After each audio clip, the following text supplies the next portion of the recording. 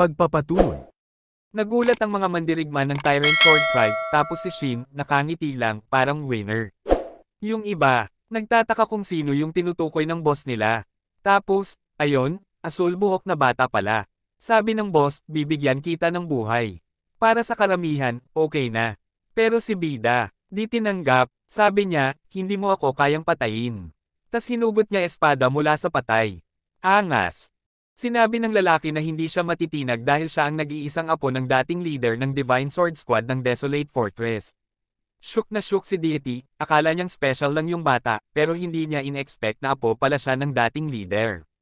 Ngayon, naiipit ang tribe leader. Kailangan niyang magpaliwanag. Sabi niya, ang Desolate Fortress ay ginawa ng Imperial Family para pigilan ang mga conspiracy. Sabi ng tribe leader, hindi magandang ideya makisangkot sa Merem Forces. Pero malinaw na sinabi niya, hindi yun ang dahilan kung bakit buhay pa si Yonan. Ang tunay na dahilan. Grabe, hindi inyo ako Lane? Sabi niya, gusto ko siya. Pakiramdam niya, ang ugali at espiritu ni Yonan ay yun ang kailangan ng kahit anong malakas na martial artist sa Jong. Sabi pa, kung gusto ko, kukunin ko na siya. Sinabi ng tribe leader na kukunin niya si Yonan bilang disciple kung hindi siya konektado sa Desolate Fortress.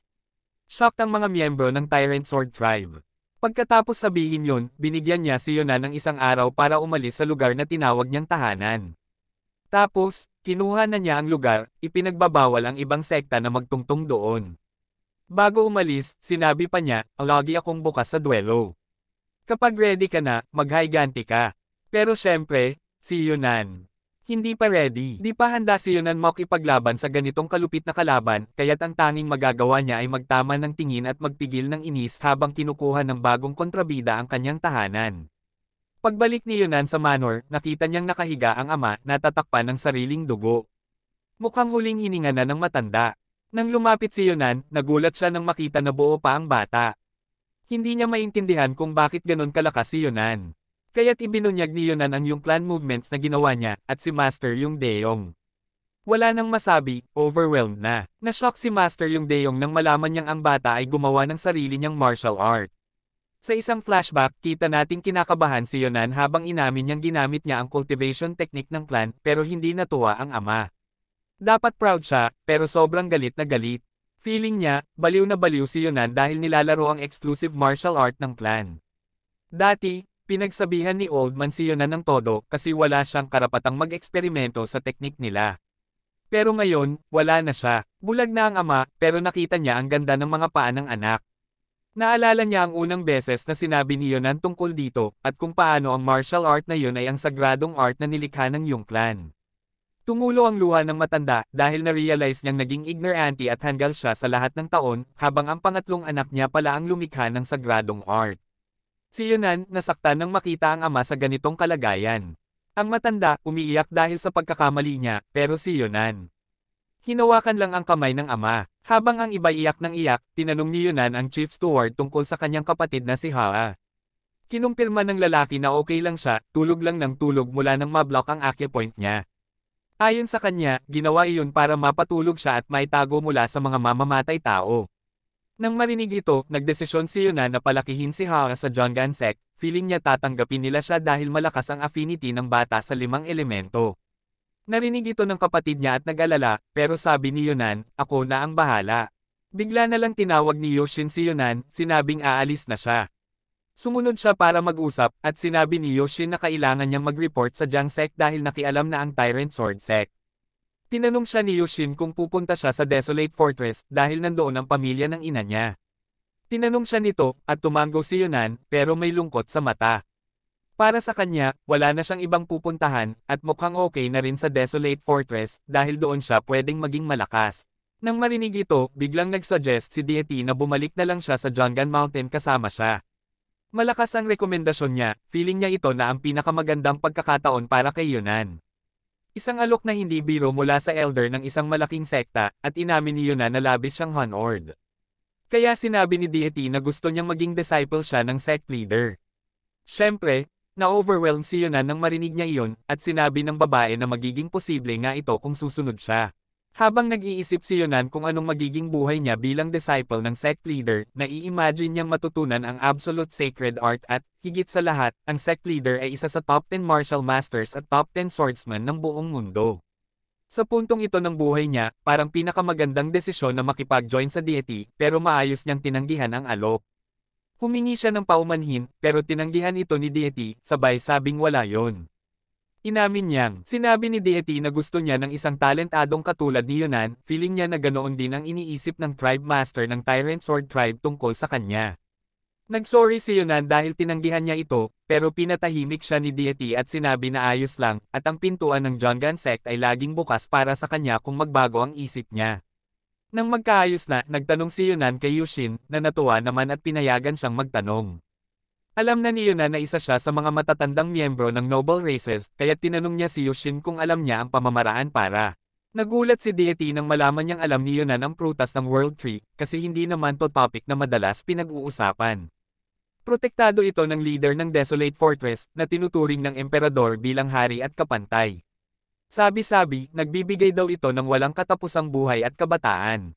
Parang magic fruit na, pang heavens level. Si Yunan. Gusto niyang makuha ito para humaba pa ang buhay niya, kasi medyo short-lived siya. Pero, sabi ng Elder, hindi pa ako nakarating doon, eh. Sinabi ni Elder na kalahati na lang ang natira sa buhay niya, kaya't wala siyang kapangyarihan sa World Tree. Ang alam lang niya, ang leader ng Desolate Fortress ang may kakayahang magbigay nito sa iba. Nang marinig ito, napagdesisyonan ni Yunan na kailangan niyang pumunta sa fortress. Inamin ng deity na hindi magiging madali makuha ang prutas dahil isang sagradong bagay ito, pati na para sa mga noble races. Pero sabi ni Yunan, wala akong ibang choice, kailangan ko talaga ito. Kaya siguro, divine na lang ang pwede kong gawin. Si Yunan, determined na makuha ang prutas ng World Tree para pahabain ang kanyang buhay at talunin ang kanyang kapalaran.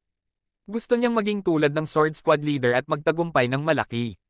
Sinabi ng noble woman na susuportahan siya mula sa malayo, pero kailangan niyang bumalik para mag-update sa sekta niya.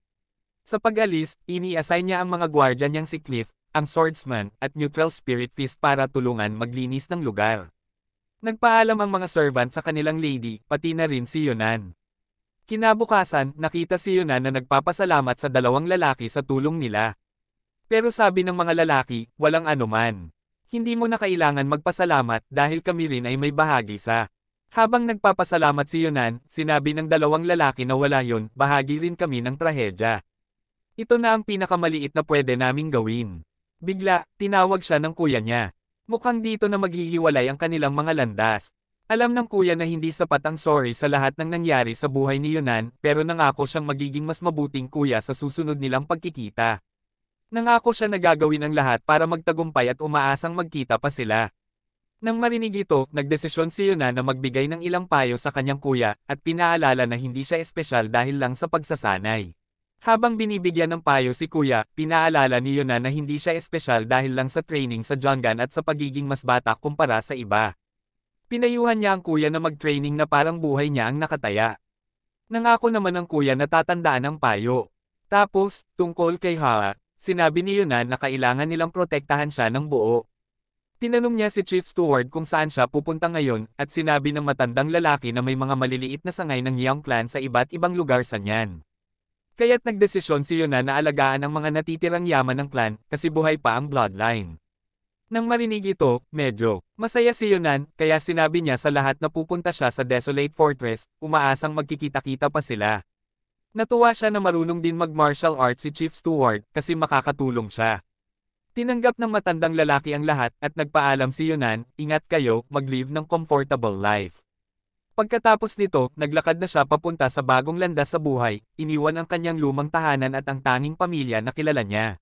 Habang tinitingnan ng Chief Steward si Yunan na naglalakad palayo, inisip niya ang mga salitang sinabi ng bata, comfortable life. Nakakagulat kasi hindi niya pa narinig yun mula sa kahit sinong Yang clan descendant. Nang mapansin ng matanda, nagbago ang eksena at lumipat tayo sa Xiaomyong, isang mas malaking syudad kaysa sa Yang clan. Dito, makikita natin si Yunan na nag-iikot sa gabi, at masaya siya na sa wakas, nakarating din siya. Pagdating ni Yunan sa lugar, inamin niyang talagang kahanga-hanga ang Desolate Fortress. Habang nag-iikot siya, nakita niyang may grupo ng lalaki na nag-uusap. Isa sa kanila ang nagsabi na ang mga tao mula sa buong Central Plains ay nagtitipon dito, dala ang malalaking pangarap. Kwento pa niya, sabi ng boss dito, tinamaan ng swerte, at sinabi pa niyang wala na siyang matitirhan kaya nagbenta ng liki. Sagot ng isa pang lalaki, oo nga, grabe ang gulo sa mga kainan lately, puro mga martial artists na lasing at dumadaan sa entrance tests. Nagulat si Yunan sa sinabi ng lalaki, kasi hindi niya alam na may entrance test pala sa Desolate Fortress. Biglang may lumapit na lalaki na nakasuot ng green robe at tinanong si Yunan, dumating ka ba para sumali sa entrance exam? Mukhang excited na excited siya sa sagot ni Yunan, at hindi matahimik sa kakatingin sa mata ng batang bayani. Ang lalaking ito na walang pakialam sa personal space ay tinatawag na Hian Wang. Pagkatapos magtitig ng matagal, ibinalik ni Yunan ang tanong sa kanya, hey, ikaw. Dito na lang napansin ni Hian na hindi pa pala niya na ipakilala ang sarili, kaya't sinabi niyang na curious lang siya na may challenger na mas bata pa sa kanya. Inintroduce niya ang sarili at sinabing galing siya sa Shanxi, na ayon sa kanya ay sobrang layo. Si Yunan, kahit hindi mukhang interesado sa usapan, mas komportable na ngayon at ipinakilala ang sarili. Pero syempre, hindi marunong magbasa ng body language si Hian, kaya't patuloy pa rin siyang nakakaabala, siguro madali lang ang journey mo kasi galing ka pa. Habang nagbabrag si Hian tungkol sa mga laban niya sa Green Forest Bandits at Pirates sa daan, si Yunan naman tahimik na nagbabalik tanaw sa mga troublemakers na nakasalubong niya. Narealize niya na sobrang dali lang ng journey niya, kasi yung mga bandits na nakaharap niya, hindi man lang nakalaban. Sa halip, si Hian, iniisip na baka gusto siya ni Yunan, kaya't nagsuggest na, pwede ba tayong maging? Si Hian, dahil sa sobrang excitement, biglang nagsuggest, pwede ba tayong maging magkaibigan para mag-share ng tips sa test? Si Yunan, nagkunwaring nagulat na hindi niya alam ang test, kaya't nagpanik si Hian. Ano, hindi mo alam ang Desolate Fortress Trial? Lahat ng tao dito alam yan. Nagtataka si Yunan, kaya't si Hian, na hindi na mapigilan, sinubukan niyang turuan siya. Sinabi niya, kaya ang daming tao dito sa syudad, hindi mahalaga ang foundation ng isang tao, basta pag nakapasok ka na sa Desolate Fortress, lahat ng opportunities. Sinabi ni Hian, walang duda, kaya sobrang dami ng martial artists dito, kasi lahat gustong makapasa sa entrance test. Ang Desolate Fortress ang pinakamalakas na martial group sa buong mundo, at isang lugar na nakakakaba sa lahat. Kaya nga, sabi nila, kung gusto mong sakupin ang mundo gamit lang ang isang weapon, pumunta ka sa Desolate Fortress. Dahil ang Imperial Family na namumuno sa Central Plains, ay gagawa ng hakbang para kontrolin ang. Patuloy si Hian, lahat ng martial groups, elixirs, at advanced martial arts mula sa buong mundo ay nandyan. Kaya nga, kung may nagsasabing mas magaling pa ang mga tradisyonal na sect, hindi nila alam ang sinasabi nila. Sa tingin ko, ang sect na ginawa lang ng mga karaniwang tao, hindi kayang talunin ang Desolate Fortress. Habang patuloy siya sa kanyang yabang, si Yunan naman tahimik na umiinom, halatang sawa na sa usapan. Sinabi pa ni Hian, changing mga susunod na henerasyong leaders lang ng mga reputableng sect ang. Matapos magyabang ni Hian tungkol sa mga mahirap na pagsubok, dumating siya sa kanyang pangunahing punto, sinabi niya, Tara, sabayan mo ako sa test bukas. Nagulat si Hian nang sumang-ayon si Yunan, kaya't halos hindi makapaniwala. Pero tuwang-tuwa siya at sinabing, ang saya ko naman at nakatagpo ako ng ganitong kasimple na tao. Payo pa niya, sundan mo lang ako sa test, kahit medyo maguguluhan ka. Si Yunan, tahimik na lang, at sa isip-isip niya, salamat at makakaligtas na ako sa kanya. Si Yunan, kahit na sumama kay Hian, ang tanging goal lang niya ay makapasa sa test.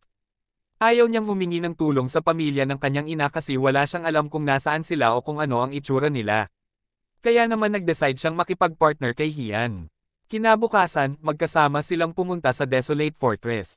Nang makarating sila sa gate, napansin ni Hian ang tag na hawak ni Yunan at nagulat nang malaman niyang 13 years old lang pala ang kanyang partner. Nang tingnan ni Yunan ang mga aspirants, napansin niyang lahat sila mukhang mas matanda, parang mga tatay na niya. May isang lalaking may peklat sa mukha na mukhang galit na galit. Tapos, nagsimula na ang entrance exam.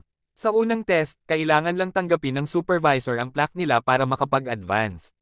Sa pangalawang exam, tournament na. Bago pa makapagsalita ang moderator, nagtanong si Yanan, may pangatlong exam pa ba? Nag-isip saglit si Yan at saka sinabi, ang pangatlong test ay interview kay Desolate Fortress Lord. Ayun, medyo kinabahan si Yanan. Di niya akalain na kailangang humarap siya mismo kay Ves at Lord. Pero kinumpirma ni Han na ganito nga ang magiging takbo ng exam. Pagkarinig ni Yanan, naisip niya kung ilang martial artists ang naglalakbay papuntang Yungyung para lang magkaroon ng pagkakataong makaharap ang Fortress Lord. Alam niya kung gaano kabigat na pagkakataon ang makipag-usap sa isang master tulad ng Fortress Lord. Lahat ng naghahangad ng pagkakataong ito ay umaasang makakatanggap sila ng malalim na kaalaman mula sa master.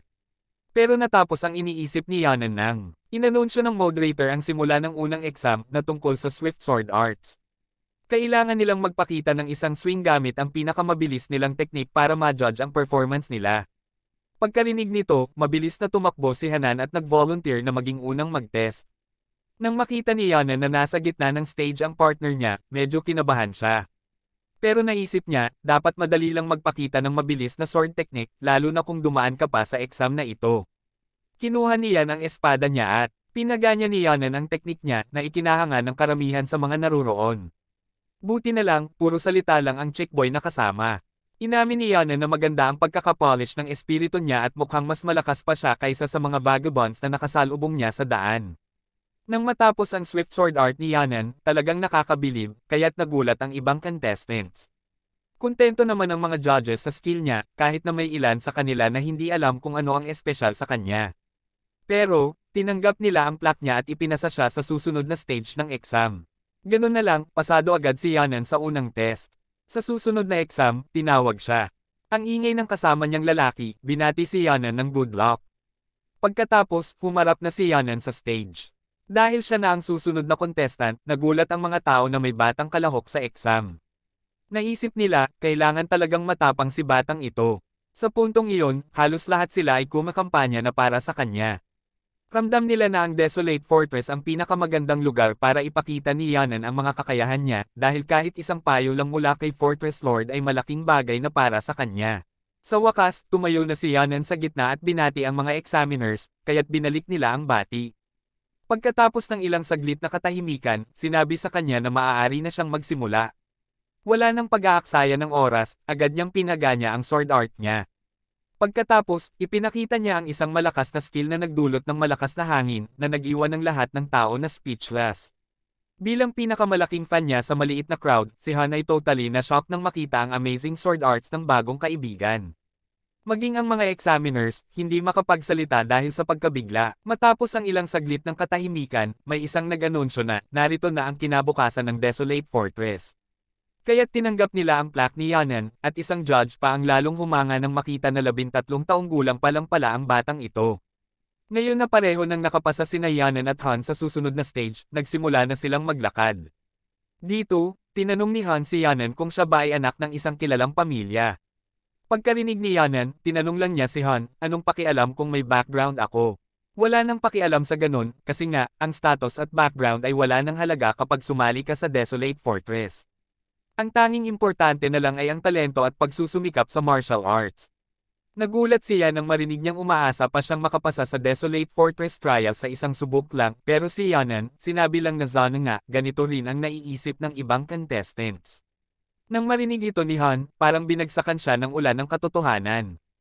Napansin niyang ang liit ng isip niya at kung gaano siya naging pessimistic sa pag-iisip na imposibleng makapasa sa exam sa isang subok lang. Doon, nagbago ang pananaw niya. Biglang nagising si Han sa sinabi ni Yanan, kaya't nagpasya siyang tama si Yanan at nagsimula ng maglakbay. Bago umalis, nagpasalamat pa siya kay Yanan, at tumakbo palayo na may determinasyong nakaukit sa mukha, na parang nagsasabing magte-train siya ng todo para makapasa sa pangalawang exam. Habang lumalayo si Han, si Yanan, same time na umaasa na makakayanan ng bagong kaibigan ang mga susunod na pagsubok. Sa ibang eksena, nakikita natin si Yanan na nagme-meditate at nagpa-practice, ang pangalawang exam ang laman ng isip niya. Alam na niyang tournament ito kung saan maglalaban-laban sila, kaya't naghahanda siya para rito, at may 3 linggo siyang maghahanda. Ang tamang desisyon ay pagtuunan ng pansin ang kanyang skill, kaya't napagpasyahan niyang mag-train ng Young Clans Movement Art, Rapid Sword Arts, at pati na rin ang Scripture of Origin Ability, isang amplified kay movement technique. Abangan